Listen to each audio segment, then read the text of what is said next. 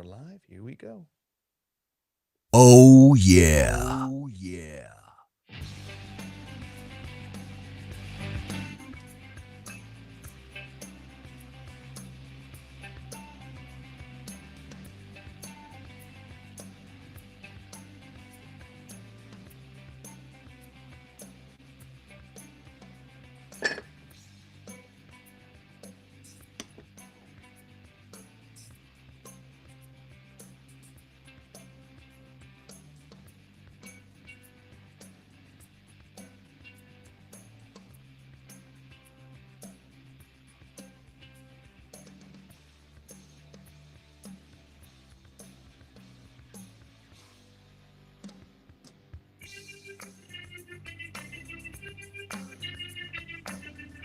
And welcome to what has been the epicenter of me trying to use new equipment, thinking I had it under wraps, and I clearly did not. But we're here, and me and Rob think we figured it out. So let me get the introductions in place as we have the new intro, which I worked really hard on, to give kind of that whole like, Rob's got planets in the ocean. I figured we're going to be running late to the party. Let's have the astronauts involved.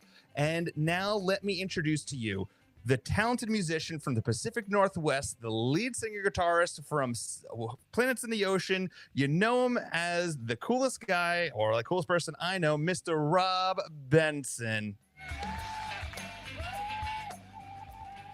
How's it going, brother? It's going great, man. It's awesome to be back in the podcast zone with you.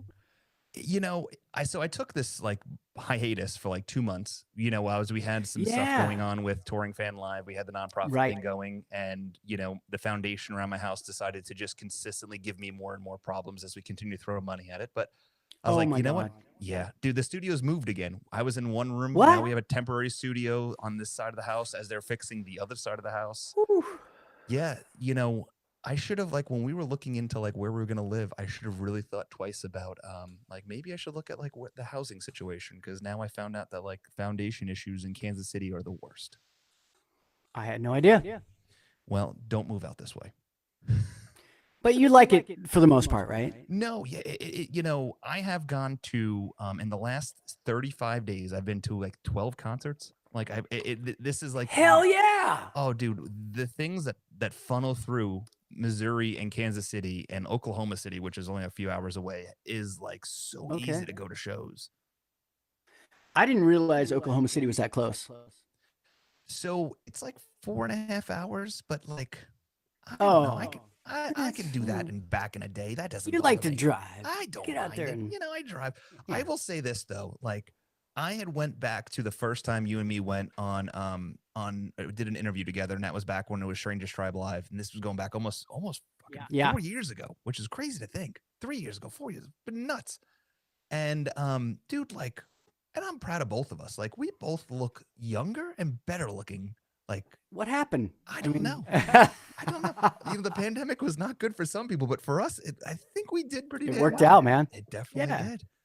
But hell yeah, bro. It's been 2 months. How have you been? Good. Yeah. Well, had COVID in Hawaii. That wasn't fun. I didn't even know I had it. I knew I was sick, but I didn't have any way to test, right? Sure. So I'm sort of just hiding out in a bungalow, not going out much because I don't want to infect anyone with whatever I had. And then got home 6 days later and realized I was COVID guy. So first time ever. Now, how did it affect you? Was it something that did it hit you pretty hard? I know some people have gotten it. I've never had COVID. It was like a cold for a couple days, and then it kind of faded away. But it was my daughter's wedding there, so I was really freaked out about not being able to be a part of things. Sure. It was about 5 days in where she had her wedding on the beach outside, and so I could be out about 20 feet and kind of keep safe from everybody else, not get anyone potentially infected. And so we still were there. It was awesome. It was cool. Just kind of a drag first vacation in 4 years or so, and COVID. So you weren't able to have the opportunity to do father-daughter dance? No, none of that. And it was, she made me walk her still down this steps they had. It's really beautiful. Hawaii's a beautiful place. I'd never been there. But kind of wanted to keep everyone safe, just in case, because I knew I had something, and I didn't know what it was, and I didn't have any way to test, and yeah. Let me ask you this as a like dad to dad, because this is like I have Charlotte, my daughter's 6, so I have a little bit of time before she yes, you do. What was it like leading up to that day? Like what was the emotions as a dad, like knowing that like your daughter's moving into a different step of her life where it's like almost like she'll always need you, right? That's always an important thing, but like she's kind of like you're handing her off to someone else, that the responsibility is more on their plate than it is yours. Yeah, wow, that's an interesting way to think about it. She's always been pretty independent. I just trust her, and I trust him, and I don't know. There's all these steps that you go through in the process. Sure. And the first one, of course, is that empty nester. She moved off and did her stuff and college and moved on. And she was one of the rare ones that never really came back. So she'd been with him for 6-7 years. And so that was a pretty solid period of time that they were together. And it made me feel more comfortable with like, okay, they've already proven it for the most part, And he's a good guy. He's a good That's dude, awesome. So. I mean, that makes it easier if you have a good relationship with him and stuff like that. He's builds great. that bond. Yeah, and he even came to me and was like, man, 2020, we didn't see each other enough. And well, no one saw anyone, right? Yeah. But it was just a real heartfelt talk. And he was like, I never actually asked you for a hand. And I'm like, dude, that's like 1950s. So you don't have to worry about that. I'm like, you guys are good. You got it. Dude, that's awesome. Yeah. I worry that because I'm an emotional wreck. Like I'm going to cry profusely. I did a little bit, yeah. Oh, God. Yeah, I mean, it's hard. Cried. Yeah. No, that's awesome. Well, first of all, I mean, congratulations to your family for, your daughter getting married. That's awesome. That's a huge step. And then, let's see what next brings you. You might be Papa Rob, right? We'll see what happens. I mean, yeah. Oh, man. Now, what the cool thing is, and this is, I think, one of the greatest things about social media in general is like I'm able to kind of keep an eye on seeing what you're doing. And you've played some shows and, Planets in the Ocean, man. First of all, if you're listening to the show, you got to check out Planets in the Ocean. I think what you guys are doing up there, it's so fantastic. The songs and the way that it's put together, it's done in a way that is really unique. And, I've always said this, I love your voice. I think that you as a singer is something that really stands out. And man, you guys are killing it up there. What have you all been up to? It's, it's been a start and stop kind of process. Both Cassidy, our drummer, and Guan, our bass player, has been busy in other bands as well. So Cass is in Love Battery. Do you know Love Battery? No. Oh my God. Definitely do your research on them, because think about like early Sub Pop. Okay. The original drummer was Jason Finn, who went into the Presidents. And then after the Presidents broke up, was in my band, Nevada Bachelors, and then back into the Presidents. And then he just decided not to do this last re-release of a vinyl, and Cassidy got the offer to do the shows. So he jumped on that. He's been a big fan since he was a kid. And killer band, they're called grunge, but I would call them more psychedelic. Okay. But really has that early like 90s like Seattle vibe going on. Nice. And really, really well crafted songs and great stuff. So he's been doing that, and we've been doing shows in between it, kind of. And then Guan's been in a yacht rock band. He's been playing but he's making a bunch of money, and he's like become pedal guy. He's like bought all these pedals, and he's trying stuff out, buying gear, buying heads, and buying all sorts of new stuff, which is fun because he, has extra flow coming in. That's awesome. It's funny how like the music of the 80s, like these slow, like kind of like slow rock at the time has turned into like what yacht rock is, which makes me think like what music that's out now that we're listening to will be yacht rock in like 20 years. Like because some of the songs I would have never expected it to be considered like yacht rock. Like I don't even know like what songs would like besides like Hall & Oates. Like Hall & Oates I feel like is a yacht rock band. Yeah, for sure. Yeah. I don't know. Interesting enough. Let me ask you this though, because I was thinking about this the other day, and with you kind of living through the scene of what were the early '90s were, grunge broke out and started really this, this idea of music, and it collapsed hair metal. It created something, and then it really people built off it, right? And it created something going forward.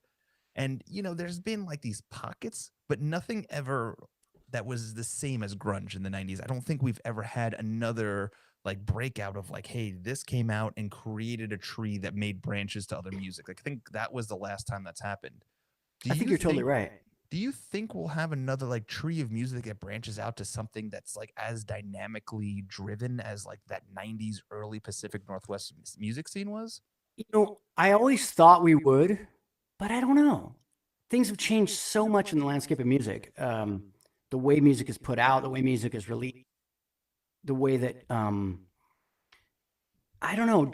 I hope so because it was awesome. It was such a beautiful thing to be a part of that. I got here 19, 20 years old in 91, I think it was, dating myself, but I am a 50-year-old now. It was every club that you played, if you got a Friday or a Saturday, it was packed. They had to have people pushing people off the stages, and they didn't know who you were. They were just looking for the next. They were so into it. Mm. And I've never seen that since. You have to build it now. You have to kind of grow your people and grow your following. And yeah, so I don't know. It was a magical scene. It was just, and the cool thing was the people that I knew that were already at the top were really cool with all of us underground. Yeah. At least the ones I met, and they would just kind of pull you up if they could, Sure. you know. Well, the interesting thing that I found was like, so and the reason I'm bringing this up was, Yeah. I was going to ask you what you've seen recently. And one of the artists I've seen pretty heavily over the last few months, I've seen Jack White a few times. And I was Oh, thinking love back, Jack. like, White Stripes celebrated, White Stripes came out in '99. So we're going on 23 years ago when that artist came out. And like, when bands celebrated 20 years, like when Pearl Jam celebrated 20 years, PJ 20 was such a huge thing. When Yeah. Soundgarden celebrated 20 years, it was such a big thing. Alice in Chains, all these bands that had been together 20 years, because a lot of bands didn't last that long back in the day. They came out with an album or two, then they broke up, right? And it was such a Yeah. big deal. But like nowadays, like even the Strokes have been around for 20 years. My Morning Jacket's about to hit 20 years, but like it's not a big deal anymore. Well, there is something to be said about a band that makes a living. If it's your living, you're going to think about it twice before you break up with your members to move to try something different. I'm sure that Pearl Jam and all these bands, Soundgarden and everything, they have their squabbles and they have their differences. But when they know that's their bread and butter, it's easier to kind of work things out to keep things rolling. You know what I mean? Totally understand that. So, what have you been to any shows recently? What have you been listening to or Honestly, watching? not a lot of shows. Listening to all sorts of stuff, just whatever kind of comes up on the old Spotify. But it's funny, we were talking about like doing a sports thing, right? Like the Yeah. sports deal. I'm curious to you, what do you think the most, like sort of the biggest most influential, biggest, most perfect sort of sports type of song is? It's funny because I was going to ask you the same question because I started looking into it, right? And there's these things out there like for instance, Virginia Tech, which is a college in Blacksburg, right? They come Right. out to Enter the Sandman by Metallica, right? Oh. And it is something that is like if you have an opportunity to be a part of it, it shakes you. When they come out to, I wonder if I can find the video on YouTube. Oh, that'd be awesome. Yeah, let me see if I can find it because you know what, as we've upgraded at the studio, even though it's like Yeah. temporary thing, I've actually been able to do some cool things. So, but what they Good. do is they come out and then the audience, they like start jumping up and down, like, Oh man. oh yeah, dude. Oh here, actually, I think I found. Let me see, Enter Sandman entrance, Virginia Tech. Let me see what I find. Oh yeah. Let's see if I can. I don't know. I'll probably get an email from what's it called?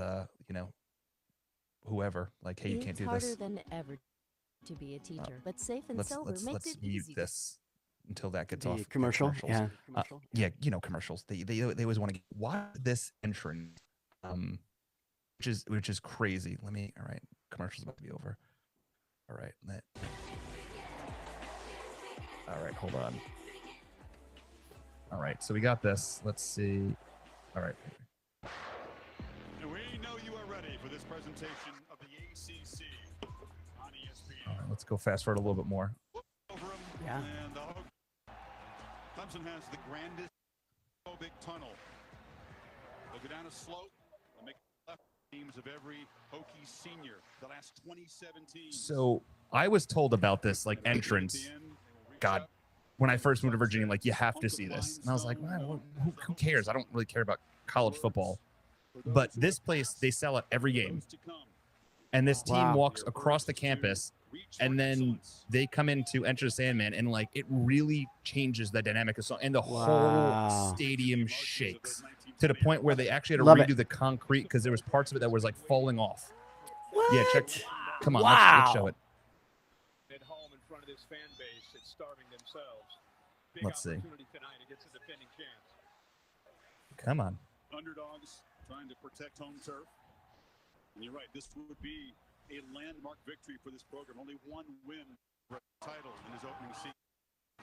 Come on. For a song, every home game since 2000. There is nothing like it. Here we go. Here we go. Since 2000. That's awesome. But this is what it's about. Like music Right? changed this whole idea of this game. Man. They all know the lyrics, and then we'll sing along to Enter Sandman. And It's the Hokie song right there. because once you see it, right? Like the idea behind this of like watching the audience. Here we go. Yeah. Oh my God. They're just going nuts. I mean, just look at them jumping up and down. Yeah. And the sound system at this college is ridiculous. Yeah.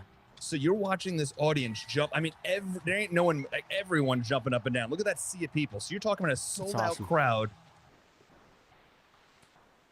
It's insanity. I mean, look, I mean, it's just, it changes what like that song is, right? Yeah. So, you know, that was a really cool moment that like these people, right? This entire stadium, I think it holds like 45,000. I could be wrong. I'm pretty sure It's more than that. It's more, I bet. You think so? Yeah. Okay. I didn't want to be too high, but let's say 60,000. 60,000? So UW Huskies out here, Washington.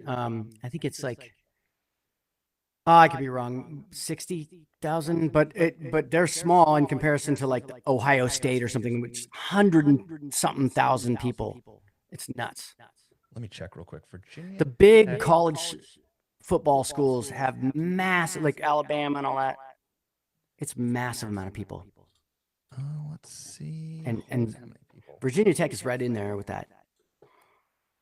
Let's see. It holds That side of the state, or that side of the 65,000. nation. Yeah, that side of the nation, massive amount of people go to games. College is a big deal over there. Mark Kirby says jump around going into the fourth quarter at Wisconsin is totally awesome. Yeah. Yeah, Wisconsin brings the people in. Yeah, but it's a moment. Listen, everyone likes Enter the Sandman. I think that's a great song. Whether you like Metallica or not, but I think that's a fun, like if you want to get like energized, like that's a great hype song. Yeah, I'm glad you brought this up. You know, when I went to the game recently, the University of Washington, they usually have that opening thing to Purple Haze because it's local. We got Hendrix, centric local guy, but they're a purple color. So they roll out the Purple Haze and they have the purple smoke and they go through it. But for some reason, the game I went to, they did an Alice in Chains song, which I'd never seen them do that, which was kind of a wild thing. But it was Man in the Box, whatever that was. Yeah.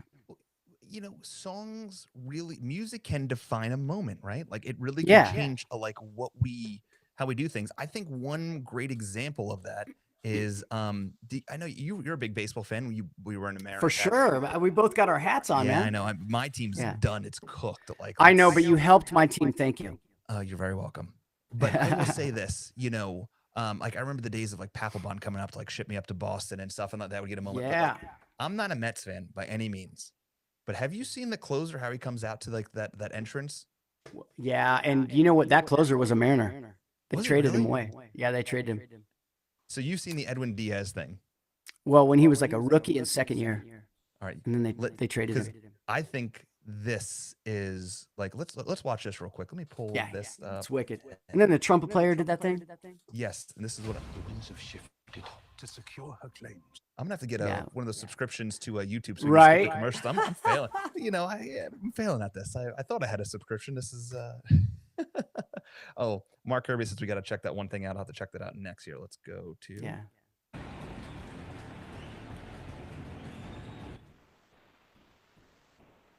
I really do think like music changes emotions. It changes It the mood of does. things.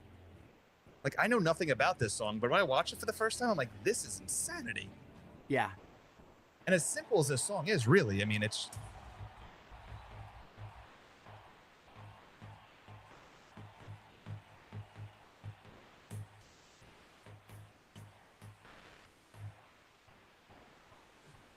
I'm getting chills just listening to this right now. I know.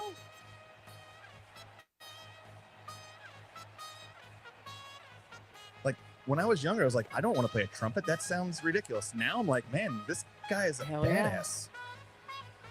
That's for sure.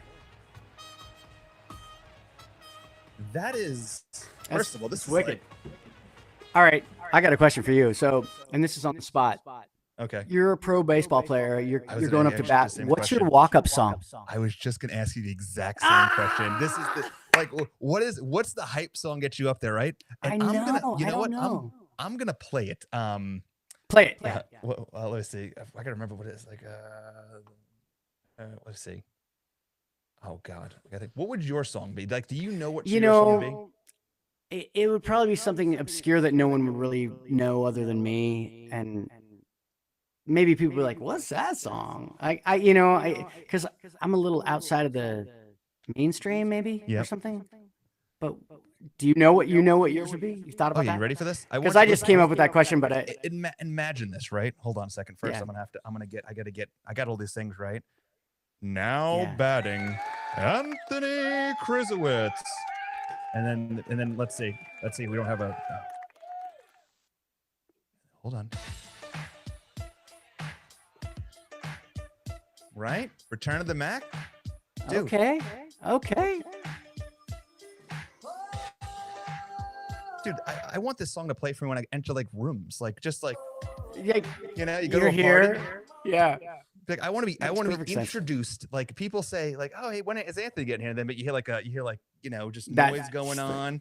Get the and then just Yeah. Exactly. that- Love it. That's how it's gotta be. Now, but what would yours be? It's tough. I don't know, man. Because I didn't put this on my little show sheet here, but I thought you'd come up with it.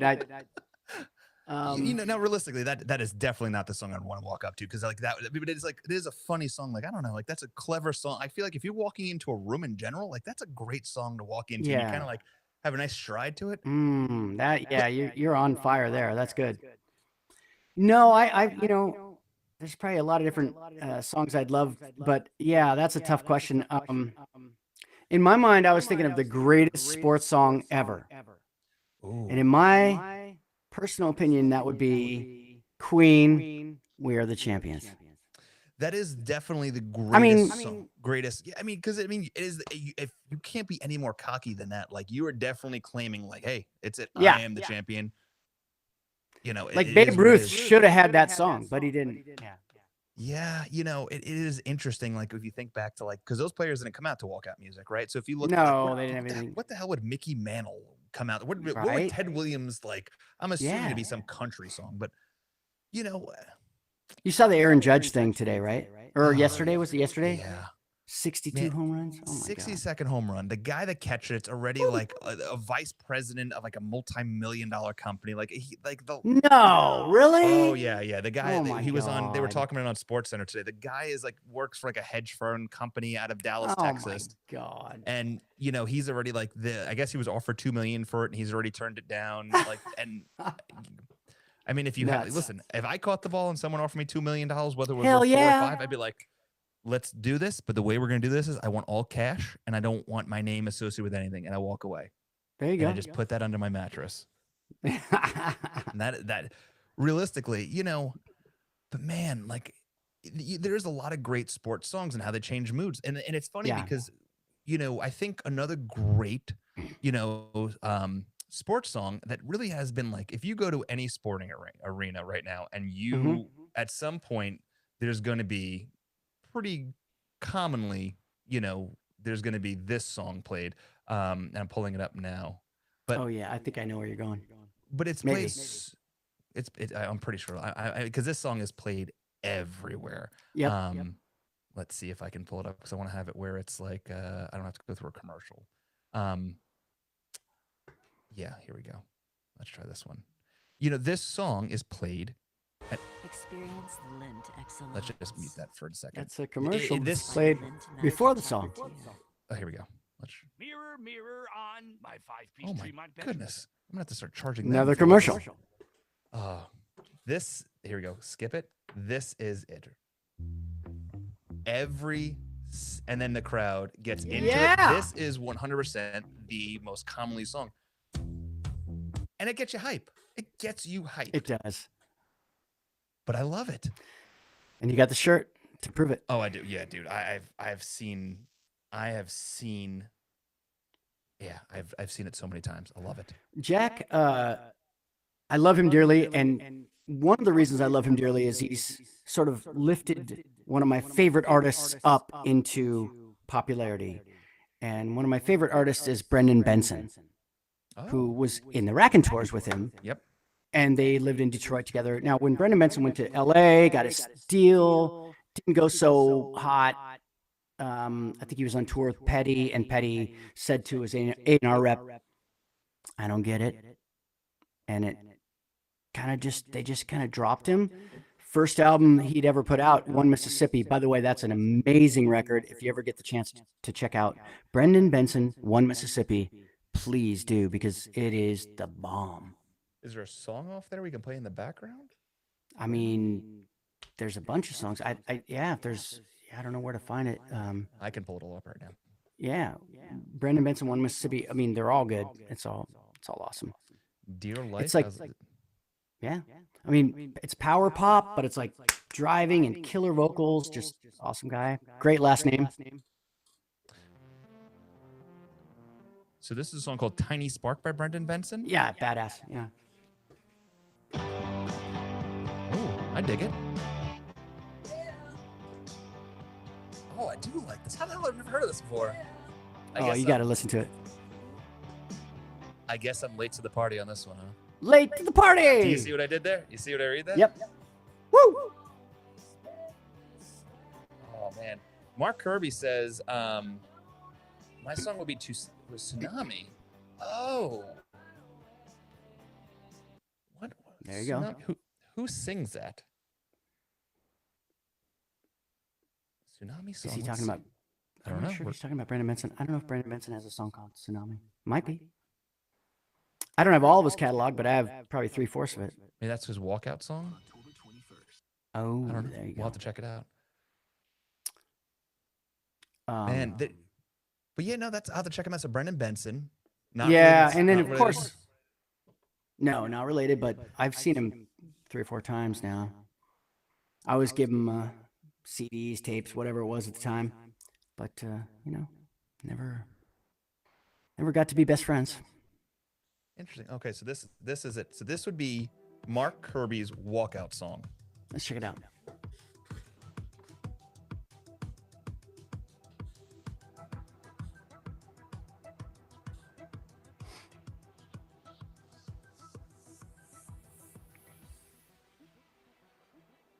I can see that. I can Yeah. totally see this. And now coming to plate, batting in the leadoff spot, number 9, Mark Kirby. Look, I did it. I hit right at the drum beat. That was good. Yeah, that was sweet. That is a good one. I dig that one. There you I dig go. that one. There you go. Michelle says Dropkick Murphys. Dropkick Murphys. I mean, every song of that. I mean, That's some good stuff. Yeah. God, yeah. They've been a part of like a lot of big popular, baseball players going Are out there. they a Boston band? Or where Yeah. are they from? Oh yeah, I saw them when I lived up in Boston. I saw them quite a few times. That was kind of like the heritage of Boston. Oh yeah, dude, it was Cool. huge. There's in Boston, there's a bar called oh Jesus, Christmas Tree. Fuck. There's a bar up there that's owned by the owner of the Red Sox. It's McGreevy's. There we go. And it's 1,000 footsteps away from Fenway Park, and you can actually go there. And it's got like a bunch of historic stuff. And Dropkick Murphys have played there a bunch. Yeah. I love that it's McGreedy's and you can't remember it, and it's like so close to McCready. Well, McGreevy's, McCready. Yeah, it's all the same. Yeah, it's right there, buddy. Sometimes. But no, I think one of the coolest things that really changed in the last 25 years is how music and sports have really collided to make how influential they can truly be.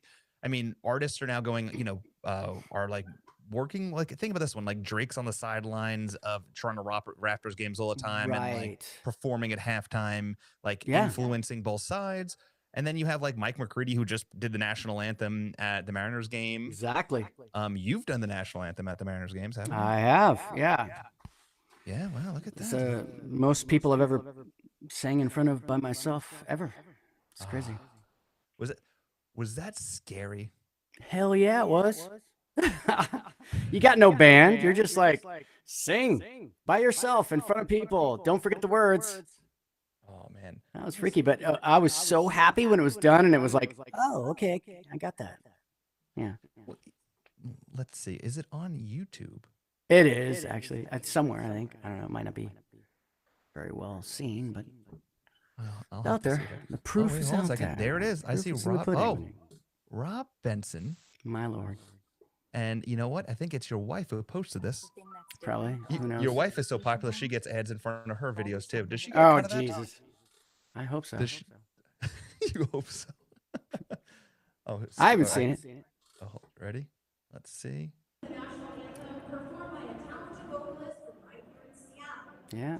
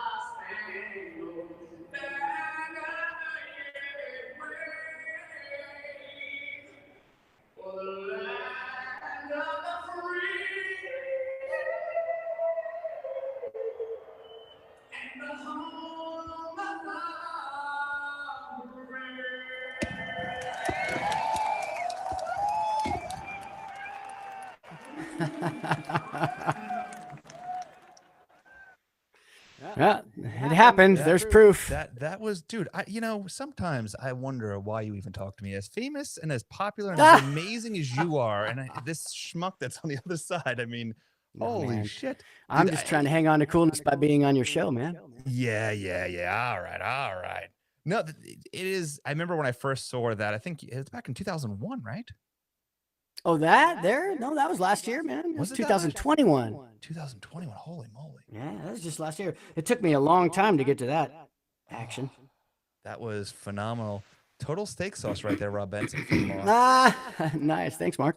Oh, great job from Michelle. No, that is awesome. But it's like, if you think about it, if you go back to the early, I guess like 1920s, 1930s, when baseball was at its peak American sport, that was the only song that came across. You had the piano player who did the traditional, of course, taking it to the ball game.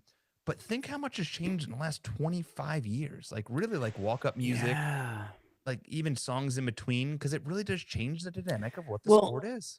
And I wanted to like bring up the fact that like in Seattle, we're so lucky to have a very regional element to our sports. When we watch the Seahawks or the Mariners or the Sounders or the Kraken or whatever it is, they tend to play after goals or after scores or after touchdowns. They play our regional bands. So it's Pearl Jam. It's like, Even Flow's playing after a touchdown, or like Alice in Chains or some kind of Soundgarden is being played. And I didn't know if that was just us or what, but the other day I was watching a Seahawks Detroit game, and the Lions scored at one point, and they started playing Detroit Rock City by Kiss. And I thought, does every regional sports team kind of do that? Do they do that where you're at? Do they do that in the regions that you've been? Well, I don't know, because I typically so I haven't done anything. Well, hold on a second. I've been to a lot of soccer games. So when I've gone to those, no, the music they play is mostly pop. Like there's nothing, and I don't know realistically who's the big band from Kansas City, right? Yeah. I mean, was Kansas from Kansas? Because we have, I don't know. That'd be really bad if they weren't. True. Let's research that. Right, we got Google. I'm telling you, the studio, even though I'm moving, I'm trying to update it so it's easy at my fingertip. Kansas. So are you actually moving from the house you're in?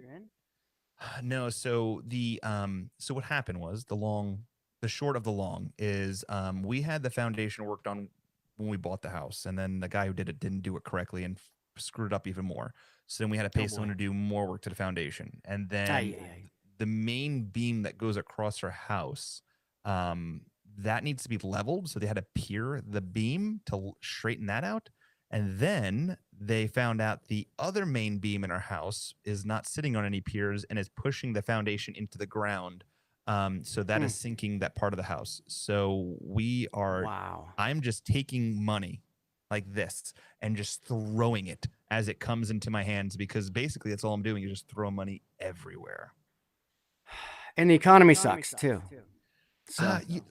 It does. I will say that, knock on wood, I've been really lucky with my job that I've been busy in both my markets here and in Virginia, like 100% doing really well. Good. Knock on wood, good. So I'm doing that. My wife's got a good job. We're doing really well. Good. And we've also don't have the expense of having to pay for Brady to play soccer anymore. So that there you go. Tremendously too. Where are they from? All right, here we go. There's always challenges, no matter what. All right, so Kansas band is from Topeka, Kansas. Okay, so they're from Kansas. So all there right, you go. They get the pass. All right, so but Kansas City, aren't there two? Yeah, so God, and it's funny because every time, and it's like I've had my house full over the last 30 days. I'm surprised my wife hasn't divorced me with people flying in and out of here. Everyone's like, yes, I'm flying there. So like, where in Kansas am I flying? I'm like, you're not. Like, you're flying to Missouri. Kansas City, like 90% of Kansas City is in Missouri.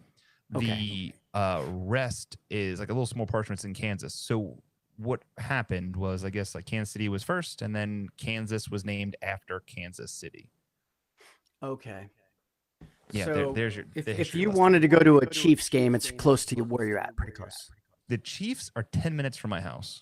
There you go. Yeah, but I have no desire to go there. Unless your team plays there. So I have 2 years before that happens.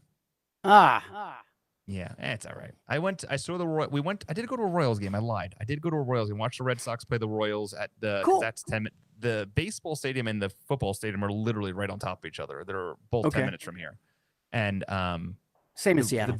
Yeah. The baseball stadium was fantastic. I was surprised how nice the Royals stadium was. People complain about it. I like it. But yeah, like it's still like, I guess besides Kansas, I don't know what bands are from this area, nor Yeah, that makes sense. I mean, when you were in Virginia, what about the bands there? Did they get on the regional sports shows? Because in Seattle, that's definitely been the thing. Like they play Seattle bands, Heart, So like, now I will say this. So like, I saw the Patriots play the Jets a couple times up in New York. So that was, and they played like Billy Joel quite often, and they played like that makes sense. Springsteen because they do play in, even though the Jets are New York Jets, they're playing in New Jersey.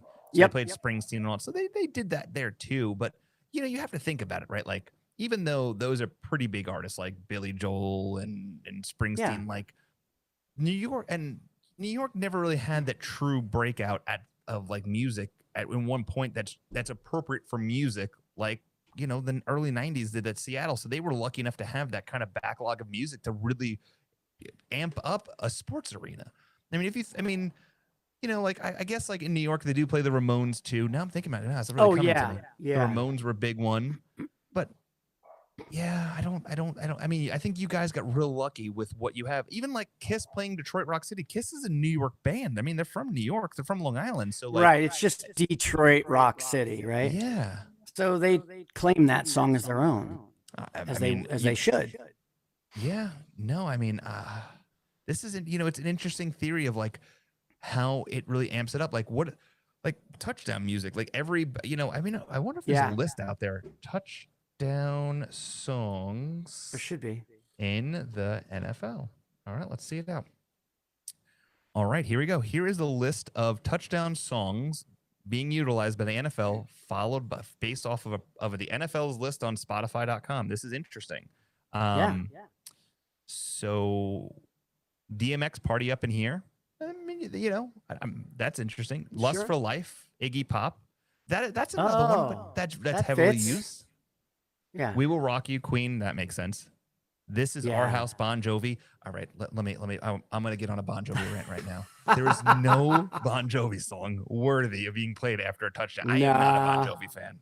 Nah, I'm out. I'm with you there. Let me ask you this question real quick, because I've had this conversation with someone we both know pretty well. I said, and they agreed, that Bon Jovi is the one band in the Rock and Roll Hall of Fame that didn't influence anybody that's going to be in the Rock and Roll Hall of Fame in the future. I mean, I don't know who they influenced. Who knows?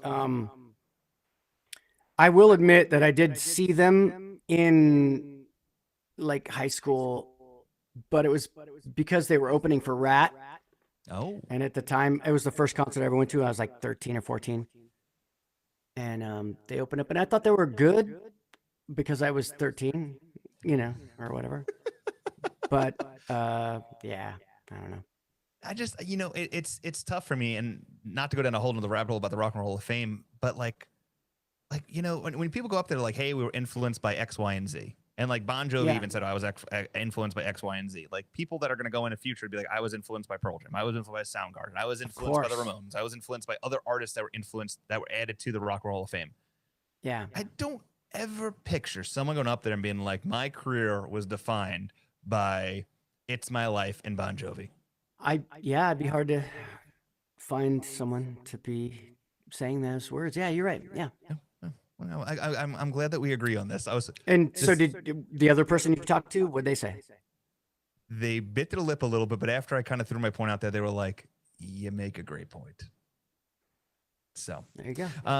Another good song, Seven Nation Army's on here. Click, Click, Boom by Saliva. I'm not a big Saliva fan, but that song, you know, you're at a sporting event, you got a beer in your hand, that comes on, you're like, you know what? Click, Click, Boom. There's an energy to certain sports songs. And I've joked around with different people that I have co-written with, lyricist guys and different people.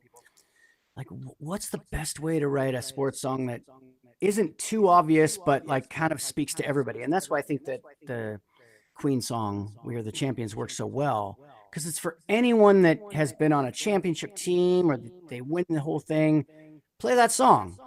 Yeah. But I don't know that they were thinking when they wrote it, this is going to be the hugest sports song ever. They just wrote the song, right? I think I don't know. That's what makes it special. I guarantee you Freddie Mercury was not sitting down saying, this is going to be the song that defines our careers and everything else. Like they just wrote it and it just worked out. I mean, all of the footballers are going to play this song. That's right. Oh my God. Let Me Clear My Throat by DJ Cool. So, Song 2 by Blur. That is a great sports song. Hell yeah. That I gets you love going that because, tune.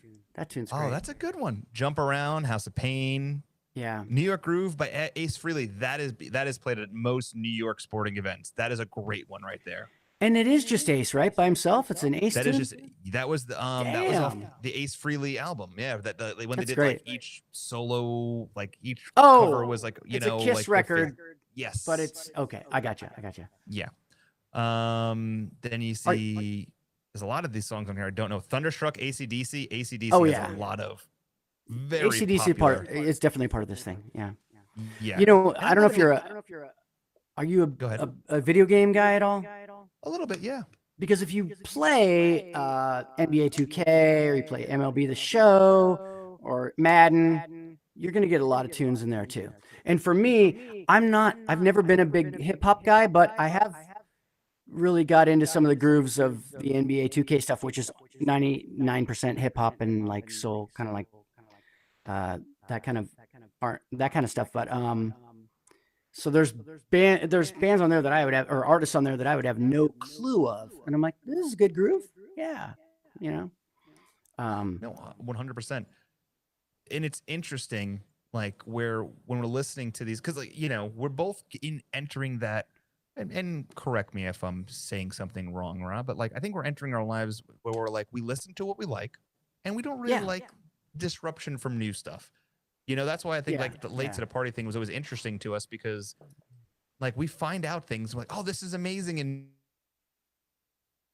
like 15 years ago. It's stuff can sneak in, and I truly believe in that. The cream can still rise to the top, and we might find it 5-10 years later.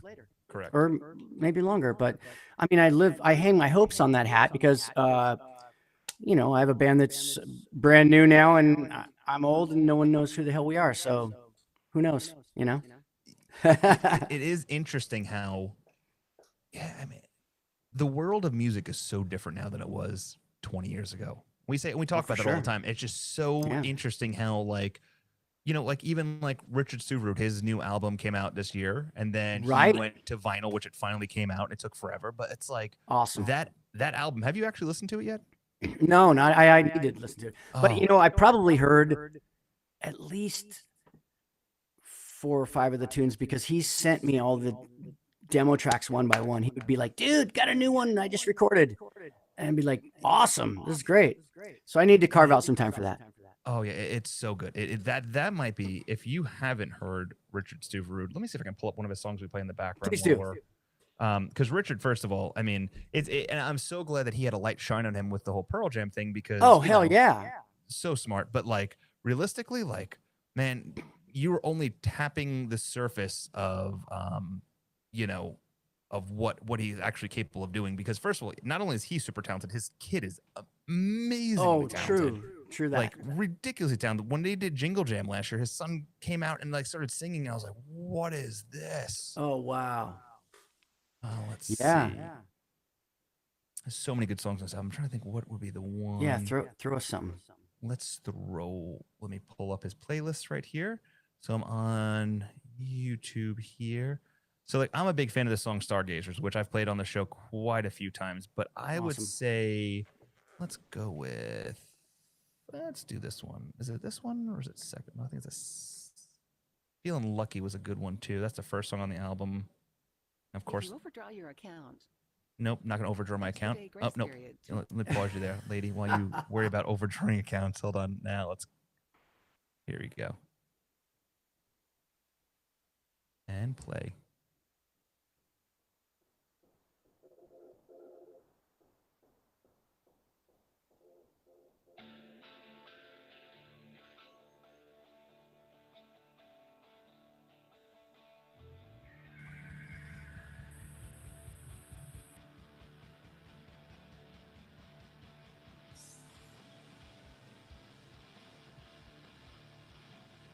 Just makes you want to drive fast.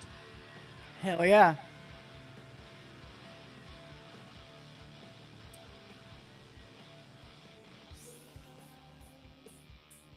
But it's like, for something as good as this, and it even goes for your planets in the ocean, for something so good, like how do we get it out there, right, for people to hear? How can this song, right, Feeling Lucky, be the next walk up song for the next pitcher for the Boston Red Sox, right? Like, Yeah, sometimes it's dumb luck. I mean, it's a great commercial, which 25 years ago you wouldn't have said that because people would be like, no, I don't want to be in a commercial.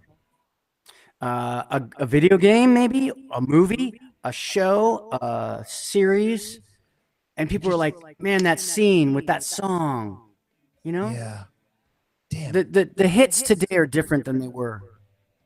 It's not a radio thing. It's sort of just gotta find its magic way into someone's hearts, and you got to earn them one by one.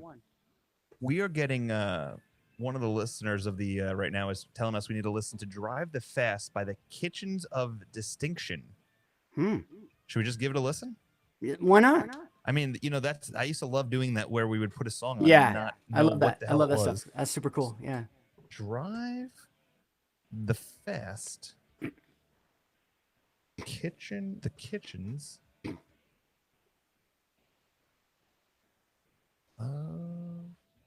Here we go. All right, let's see what this is. This is I have no idea what this is, but I think that's what makes it special, right? Yes.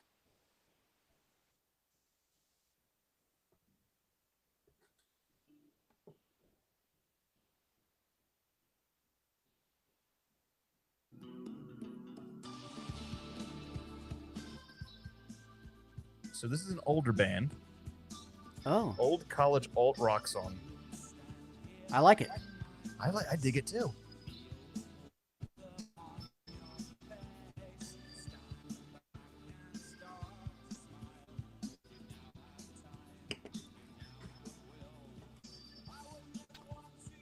See, I would have never heard this song if someone didn't tell me. Right. That's cool. I dig the it. video is kind of very, very 80s. It's like black and white, like kind of just like one angle shot of like just a guy. Yeah. Traditionally, I don't want to bring the show down at this point, but I do want to throw something out there. I'm wearing this shirt, Red Heart Alarm, a band that we have all played with a bunch. We lost a Seattle musician. It looks like maybe yesterday or today. We've all found out. He was the bass player for a band called Lazy Susan, and Lazy Susan was a 90s very, very big band in our town. Kim Virant, Tim DiGiulio. So his name was Scotty Summers, and he was the bass player. Amazing guy, super nice guy, brilliant, not only musician, but artist. He would do these big murals in town, the most beautiful murals you'd ever seen. And so RIP, sending out love and light to all his family and friends that are missing and hurting tonight. Good dude, really good dude. And just want to throw that out there. He was a Seattle, a veteran of our scene and definitely a part of our tribe. So just want to throw that out there real quick. No, I mean, I saw Tim post today about that. Yeah. And I looked up some of his because I saw that Tim was posting videos. Yeah. And no, it's tough. Yeah, I don't know what happened or no, I who knows. He was probably like maybe 10 years older than I am or something like that. But even Still then, young. still young and had just so much. His artistic talent was just insane. And there's a place in Seattle. If you're ever in Seattle, definitely, if you can, go to this guitar shop. It's called Trading Musician. It's in Northeast Seattle. Okay. And beautiful guitar shop, lots of amps, lots of guitars, a lot of used stuff, which is cool. Great guys there. But in the back of it, he painted this entire mural. And it was like all these bugs and bees and flies and creatures playing a concert in front of a bunch of other bugs. And it was the whole wall. And one day, and next to it was a place called Cafe Racer, which is no longer there now. It's now on Capitol Hill. It's moved. But Cafe Racer was a place that Scotty used to hang out a lot, and I would go there a lot too on my weekends. And I ran into him a bunch, and we'd played some shows, so we'd talk. And he's like, finally told me one day, like, what do you do outside of music and blah, blah, blah. And he's like, I like to paint murals and things. And I'm like, really? Wow. Well, you have any online I can see online? And he's like, well, come here. And he like pulled me outside. He's like, I did this. And it's this beautiful mural. And it's just super cool. And the lead guitarist was this, it's a yellow jacket B playing like a really cool semi-hollow body. And he's like, that's Tim DiGiulio. And I'm like, what? He's like, yeah, that was my inspiration for that. And it was just, my mind was absolutely blown. So he was a special dude, cool dude. You know what's really special about the time we live in too, that I think we kind of take for granted, but we have this ability for people to really truly live on for forever, is the fact that we have these like the videos of him performing, or anyone that's passed of these videos, and the sound clips that we can go back to and relive those moments and appreciate the art that he's put into this world. So it's a, I think that's one of the crazy things is, I mean, YouTube has been this, place where people can just upload things and throw them up there and stuff like that. But as people, move on and in the world, and as time goes on, and we all have our moment, right? It's a really interesting thing for like us to be able to go back and just like, and live that moment again, and kind of not forget that person. Cause I mean, the tough thing about, if you think about like when we go do this family tree, like that was a big thing a couple years ago. Like everyone trying to do their family tree, spit in a bottle, learn where you came from. But like you might get a photo or you might get a record, but that was it. And that person, that's all you know them by is their name. Like you're not gonna be able to find anything more. In 100 years from now, there's gonna be, I guess grandkids that can go back on YouTube and watch me do these shows and be like, well, what the hell was wrong with my grandfather talking about this shit? Like, or my great grandfather. Like, it's just interesting how these moments can live on in eternity and give these people the ability for this. And the scary part, not to go down this whole rabbit hole, but I was reading an article the other day that said that the more things that are online, so like, for instance, I have hundreds of, not thousands of hours of me doing podcasts online. So my voice is out there, right? They're going to be able to take that, if someone wanted to, transcribe it, and then basically give that, like an AI, the ability to use my voice and my ability and my mannerisms through the line to be able to give like people in the future, they wanted to talk to me, they'd be able to talk to me. I love that. And it's also kind of weird and freaky at the same time. It is a scary thing. It is a scary, scary thing. But it is cool that there's more of us that will be sort of in the digital realm.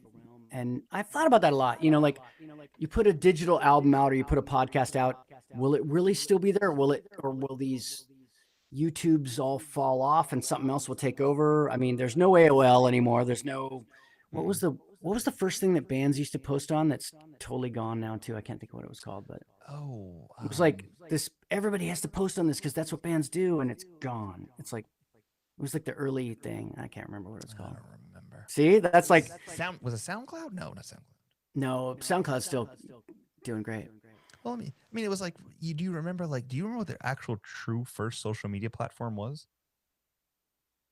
I was always on AOL, the dial up, and it'd be like, and then you'd be like, oh, I'm in a chat room about rock and roll, Friendster was actually Friendster. Friendster was before MySpace. That's okay. MySpace is what I was thinking of. Oh, okay. Yeah, where bands had to put their stuff on there. Yeah. Yeah, I remember the days of Friendster. Like that was like, you had like everyone, you were cool if you were on Friendster. Oh hell yeah. And then it kind of always evolves. Now it's TikTok and whatever the heck else. But I still don't understand. And we're back. Okay. Yeah, no. So, what was the music that you were thinking about? The band Spoon.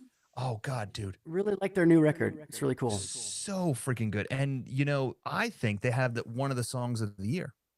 Oh, really? I truly believe there's a song on the new album that is song of the year. I'd like to hear that. Okay, I'm gonna. Or at least part of it. Yeah. Oh yeah. 100%. Let me pull up. It's off Lucifer on the sofa. So let me pull that up. Yep. You can't live forever. Let me mute but this. you can This. damn This. well survive. No BS. All right, hold on. Here we go. So I think that the song of the summer was this. Okay. Let me pause it first before. Summer was this. Okay. Let me pause it first before. Here we go. And you tell me if you agree. Hold on. It's some intro. You know how these things work nowadays. Mm-hmm.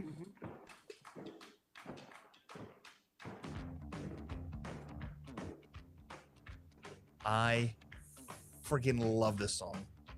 It's a great tune.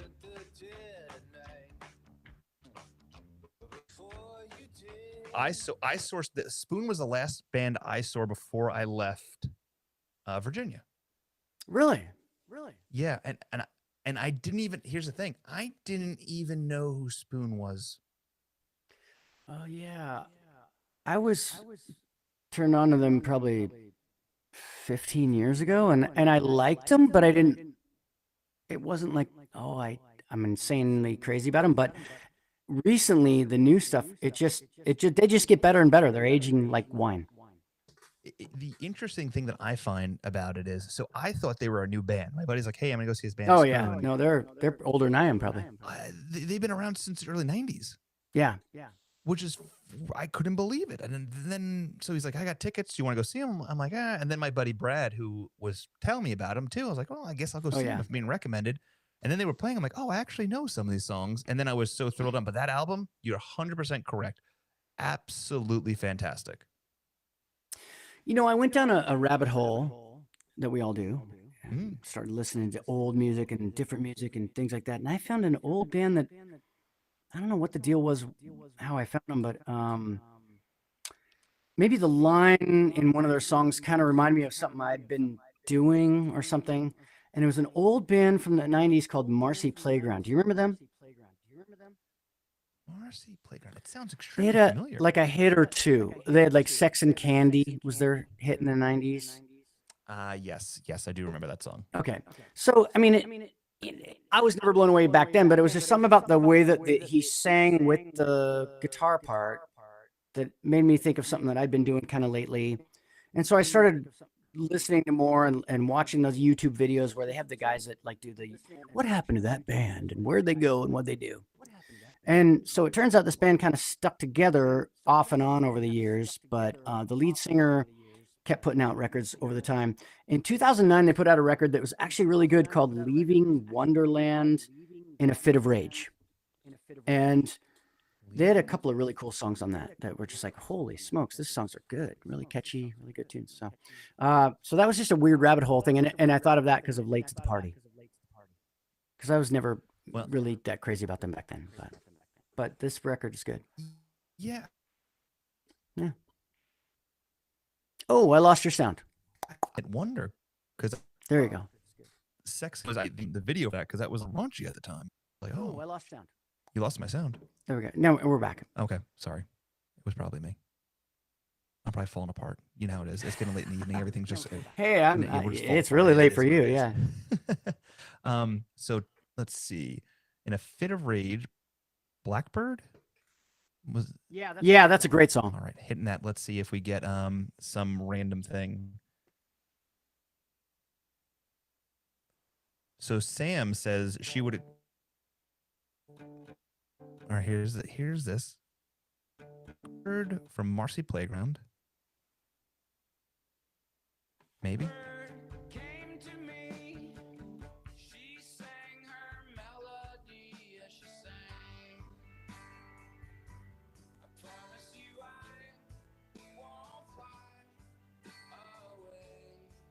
I would have never expected these to be the same people that made Sex and Candy. Right. 100%. That is a much better song. Yeah, in my it's opinion, like kind of than more Sex just and like Candy. indie songwriter guy now. He's really kind of grown into himself or something. Mark Kirby says he went down a rabbit hole with the Toadies not too long ago. I almost went and saw them last night, but I had decided last minute not to. Oh yeah. That's a band that, like, that's another one that's like, you think they only had one hit and they actually had quite a few. You never know. Let's say, I mean, when I look back, I'm almost thankful that I didn't have the hit in the 90s because I would have been probably that, and it would have been the cheesy song, and no one wants to go back and check it out. And then you feel like you get way better later on in your life. I mean, the good part about it is that people knew you, and so then maybe you'd have a chance to build it from there. But I'm much more proud of the music I've written in the last 15 years than the first 15. Let's put it that way. Well, I love how you said that because that brings up a question from the audience that I think will tie into that about like now and then. Mark wants to know, did you ever love a band when you were younger and now we're like, what the fuck? Why did I like them? For me, it was, I don't even know how to even say this. Guadascalian Diary? Guadascalian Diary? Never heard of that one. Never heard of them. For me, Yeah. I have one. Yeah. I definitely have one on top of my head. Like back in the day, now this is going back to when Anthony wore Jenko jeans and he might have dyed his hair black and wore like dog collars to school and was going through his different stage in life. I used to really be big into the band Orgy. Do you remember that band? No. Oh man. Let's see if I can pull up a song. This was during the time that like Korn was big and Limp Bizkit was big and all this. But there's this band called Orgy, and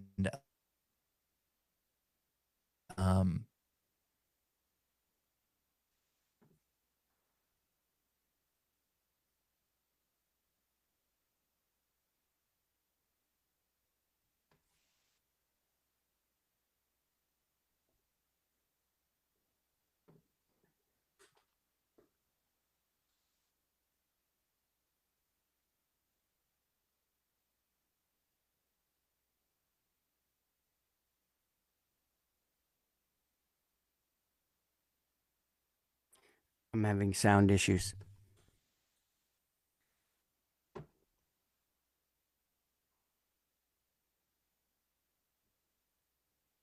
Yep.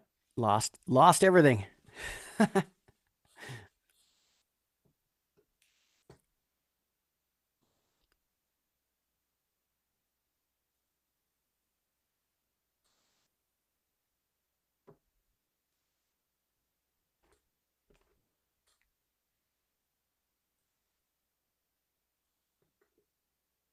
Cool.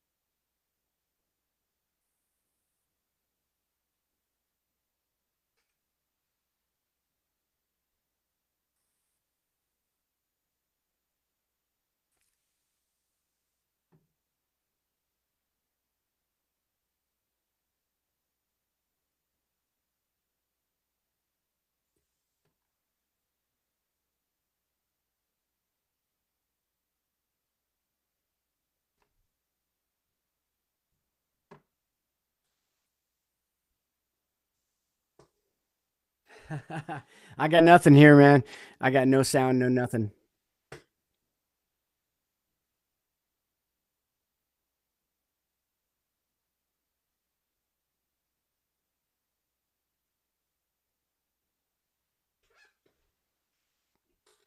Weird. I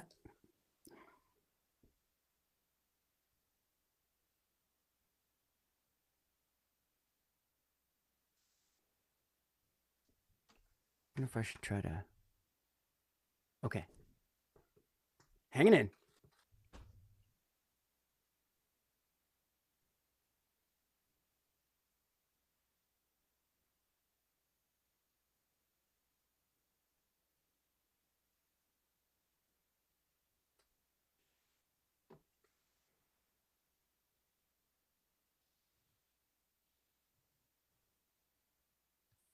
And Oh, now I hear you. Wait. Nope, that was for like a second. All right.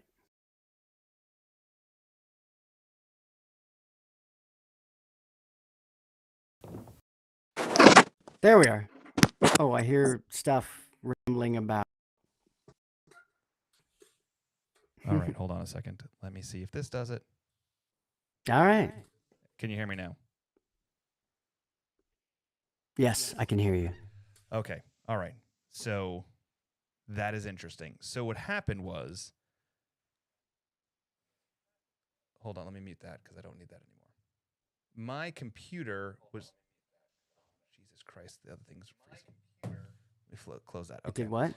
So what was happening was we were playing music, and one of them was giving like copyright infringement, and because of that, they froze up my room. That was froze my mic. Oh my God. Yeah. And was that for the bad band that you didn't even like? Possibly. Anymore? It really could have been. Yeah. It Any could have of them, been that probably, whole thing. yeah. It just really just Weird. screwed up from that. Wow. Yeah, totally made no sense. Wow. Don't you love it? I'll have to do some. The I hope first it time I have wasn't to do one some of the editing. groups I suggested. I don't know. Well, I'll have to find that out. But what's good about this is now that I found that I can just plug my board directly into the iPad and start instead of splitting it, and it actually came through just fine without any issues. Oh, cool. Oh, Jesus. So we're still on. We are still on recording. I'll have to We fix it should later. probably find a way to wrap everything up because we've been on for quite a while. But yeah, I'm sorry, Rob. With all these glitches and stuff, but listen, unfortunately, that's all you had to good, be- man. It's been You had to be the test subject, and unfortunately, I hated that. But next time, we'll have a couple. I'll have probably got 6 or 7 shows in before then. So now I'll know next time that we won't have any issues. yeah. So, Rob, all right. Well, Awesome. listen. First of all, I think It's we always we a hit blast. I love doing this. It's super fun. Well, I'm glad that you enjoy this because, man, I hate the fact that it got all screwed up tonight. But I do have a really good topic for the next episode if you want if you're interested. Yeah. Music and how it makes you feel.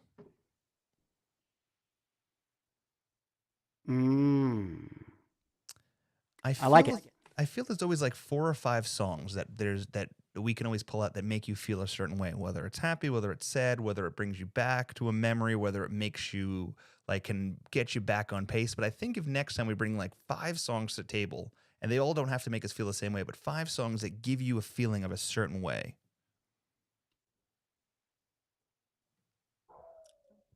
Yeah, I love the idea that sometimes a sad song can help someone going through a sad thing. Isn't that interesting how that works sometimes? 100%. I sometimes like the saddest songs are the ones that bring back like that make you feel the best. Yeah, or maybe it's a thing like, oh, it helps you kind of go into that moment and truly maybe grieve through it or whatever it is, like whether it's a breakup or whatever. I've heard that from people in the past where I've had albums where there were really kind of some sad songs on it, and they were like, "Oh, best breakup album," I'm like, "Oh, cool." But yet I was like, "That was a sad album for me." So maybe you just needed to kind of just really process the moment or something. I don't know. Who knows? 100%. So listen, next time we're gonna do this show. It's Okay. not gonna have any issues. It's gonna go off without a damn hitch. That's what I plan. I will say this: at least we had a really cool entry. I thought our new intro video and exit video was pretty good. You're amazing, dude. That's awesome. I love it. Well, I appreciate that. You're the amazing one. So next, what we'll do is, Rob, you just turn around and tell me what dates you're available. We'll get that out there for next month, and we'll get a show going, and we'll talk about songs that give us a feeling and how they make us feel, and we'll talk about that, and we'll get some feedback from the audience as we get that out there so we can get that advertised and get your feedback and see you do this. So this is the second episode of this show. The first episode is on the YouTube channel. You can definitely check that out. You can just search the Touring Fan Live wherever you watch YouTube and listen to podcasts and all that stuff. Remember, subscribe and like. Definitely check out Rob Benson's newest project, Planets in the Oceans. You can go onto Bandcamp, do it this Friday, and make sure you do it on Friday because 100% of the proceeds from the money purchased, it goes directly to the band on Fridays instead of being split between Bandcamp and that. So 100% give it back to the audience.